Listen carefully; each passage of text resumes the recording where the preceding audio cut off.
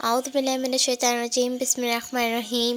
اللہ کے نام سے شروع جو بڑا مہربان نہایت رحم والا ہے۔ تو کیسے ہیں آپ سب؟ امید ہے آپ سب خیریت سے ہوں گے۔ آج میں آپ کے لیے ایک نئی حدیث لے کر آئی ہوں جس کا عنوان قرآن مجید ہے۔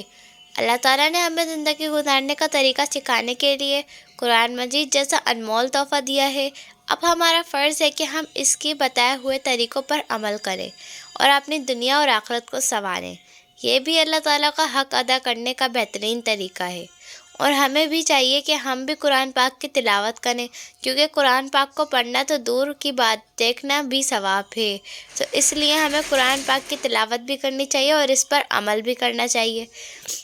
چاہے ہم ایک رکوع پڑھیں لیکن ہمیں روزانہ پڑھنا چاہیے۔ اللہ تعالیٰ یہ نہیں دیکھتا کہ میرا بندہ کتنا پڑھ رہا ہے، بس اللہ تعالیٰ یہ دیکھتا ہے کہ میرا بندہ بس قرآن پاک کی تلاوت کر رہا ہے۔ تو ہمیں یہ سوچیں کہ کتنا ثواب ملے گا۔ سبحان اللہ۔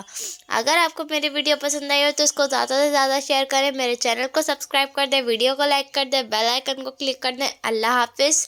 السلام علیکم۔